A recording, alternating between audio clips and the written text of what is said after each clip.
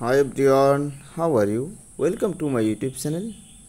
আমরা অনেক সময় ব্লুটুথ দিয়ে একটি ফোন থেকে অন্য ফোনে অনেক file, video, audio, photo transfer করে থাকি। যখন আমরা এই ব্লুটুথ অপশনটি অন করে থাকি, ট্রান্সফার করার আগে file and media option access যাবে, কারণ ফাইল অ্যান্ড মিডিয়াতে আপনার টোটাল ডকুমেন্টসটা রয়েছে। এই ফাইল অ্যান্ড মিডিয়া কীভাবে আপনি অ্যাক্সেস দেবেন ব্লুটুথ দিয়ে কোনো ফাইল বা কোনো ইনফরমেশন অন্য মোবাইলে নেওয়ার জন্য আজকের ভিডিওতে সেটি দেখিয়ে দেব। এর জন্য যে কাজটা করতে হবে, ফার্স্ট আপনাকে আপনার মোবাইলের ডিসপ্লেতে আসতে হবে এবং ডিসপ্লেতে সেটিং নামে একটি অপশান পাবেন, এখানে ক্লিক করতে হবে। সেটিং অপশানে ক্লিক করার পরে আপনি উপরের দিকে সার্চ সেটিং নামে একটি অপশান পাবেন, এখানে ক্লিক করবেন এবং টাইপ করবেন ম্যানেজ অ্যাপস এবং সার্চ করবেন।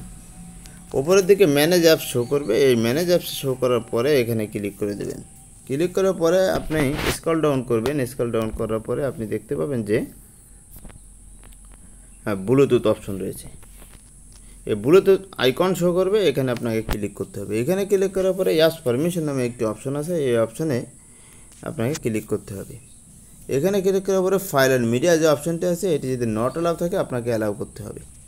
আর অনেক সময় দেখা যাচ্ছে এটা অটোমেটিকভাবে অ্যালাউ থাকে, আবার অনেক মোবাইলে এটি নট অ্যালাউ থাকে। যদি নট অ্যালাউ থাকে তাহলে এটি অ্যালাউ করে দেবেন।